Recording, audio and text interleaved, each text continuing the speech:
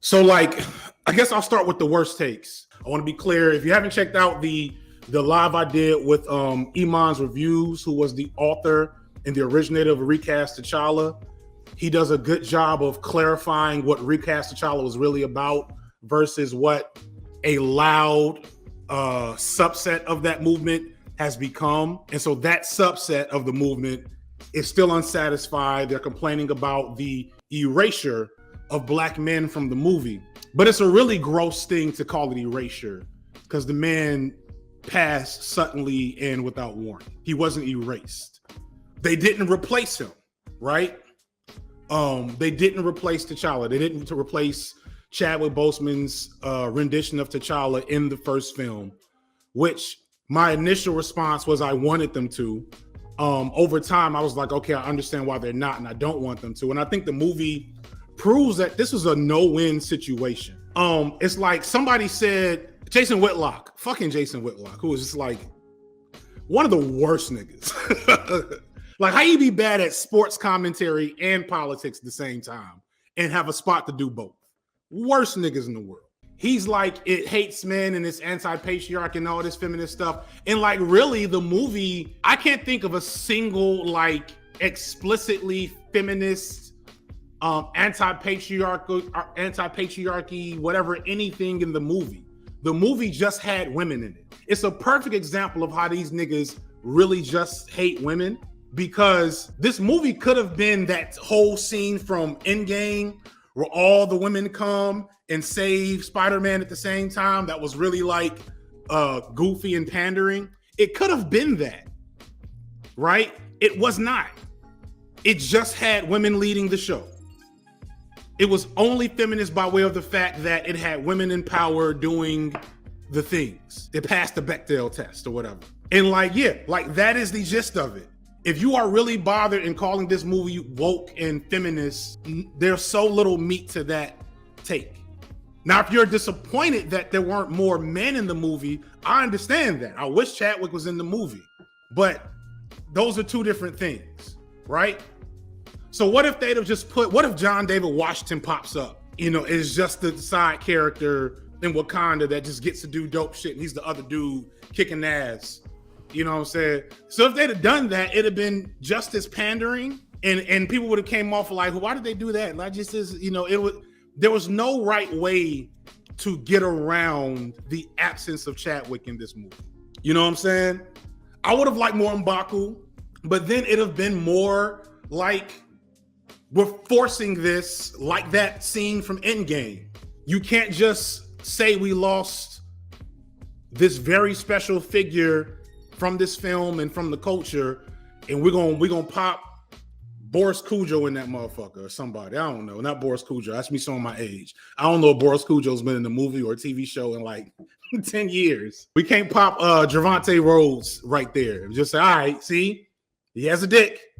He's gonna beat somebody up. Okay, cool. All right, get him out of here. Like that'd have been bad. That'd have made the movie worse. But this is not to say that we don't miss T'Challa. We don't miss that explicit image of highly idealized black masculinity. That is missed. I critique how that seems to be. If you go back to one of my earliest videos with really bad audio, which it's fixed somewhat in recent years. If we go back to one of my earliest videos, I'll talk about how black men in the media are often presented in a binary, and it's either T'Challa or a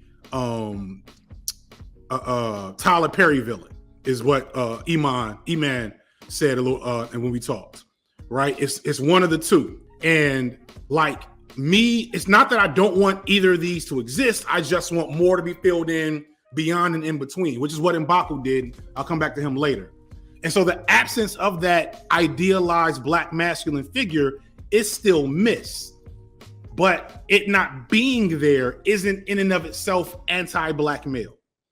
It's just the nature of the beast sometimes. And I think that's a powerful like metaphor and like reality for black life sometimes, is that sometimes the realest niggas don't be there. They don't make it. You know what I'm saying? Sometimes the realest, in fact, most of the time, it's the realest ones that go first. There's no way around that, except for forcing it to be pandering and just kind of weird.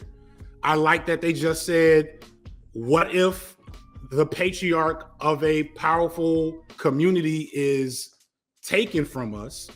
Who fills in the blanks? And in this case, it happened to be Black women, which is what happens sometimes.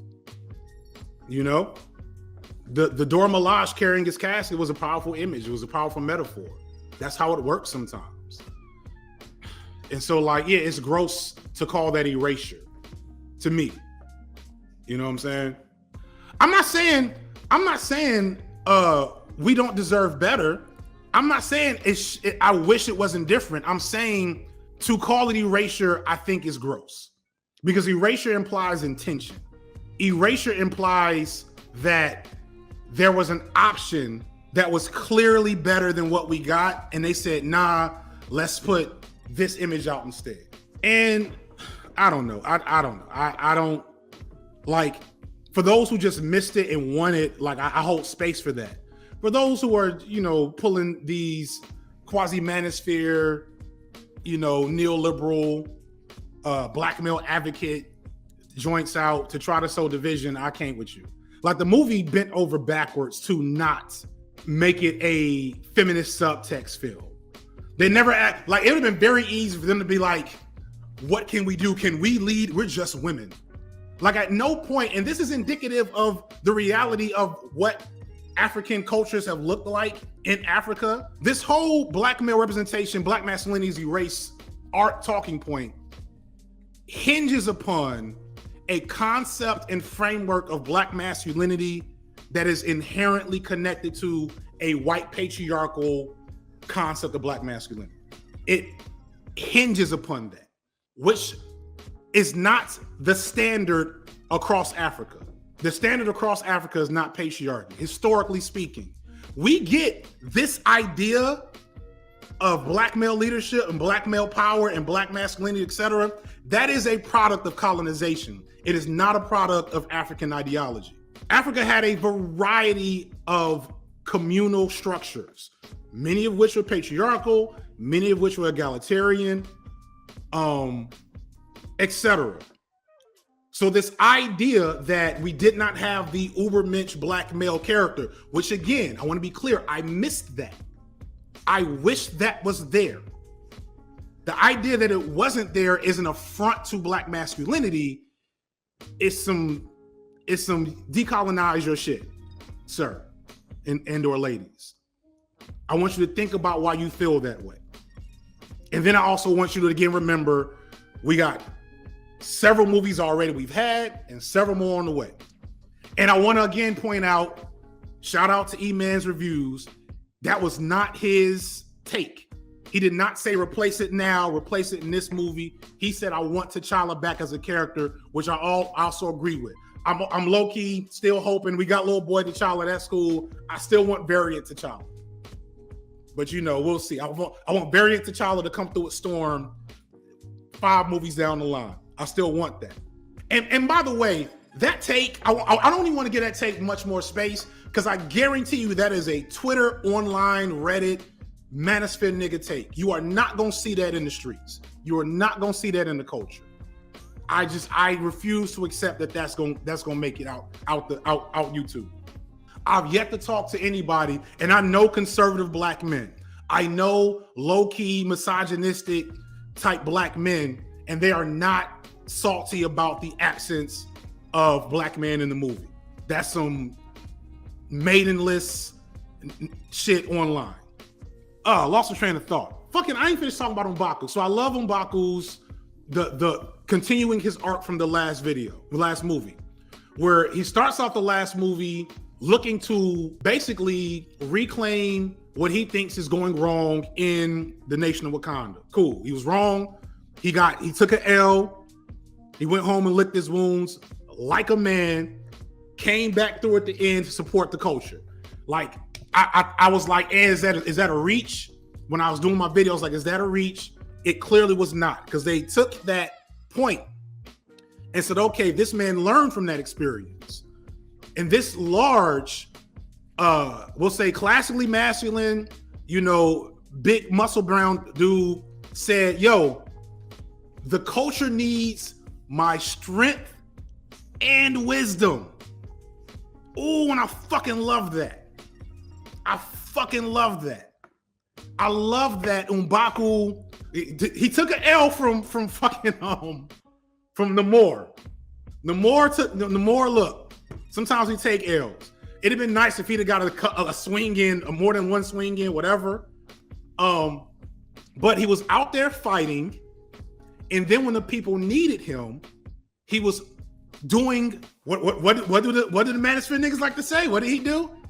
He protected and provided. The nigga did all the things. Chill in the background while being goofy. And it's like, and maybe this speaks to, again, me trying to hold space to where these stakes come from and some of these brothers.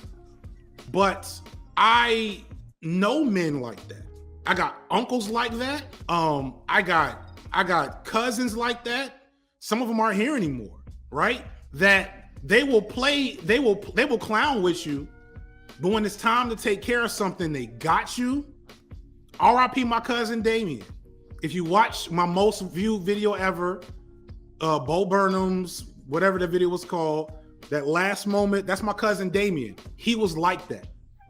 Damien would Joan the fuck out of you, have a political argument with you, have a hip hop argument with you, then make sure you were fed and make sure you were okay.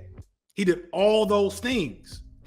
And I want that image. We all know black men like that, but they never get to shine. They never get to shine. And it's like, and that's the thing that frustrates me about narratives about black men, is that like 7 times out of 10, you know a brother like that. You got an uncle, a cousin, a former teacher, a mentor, a church community member. There's a black man in your community like M'Baku. And it's like, niggas is like, there was no black masculinity in the movie. It's like, what is you? I get it. I get missing. I get missing T'Challa and Chadwick. There's no replacing them. This did not replace that, but I appreciate that this had a chance to shine. You know what I'm saying?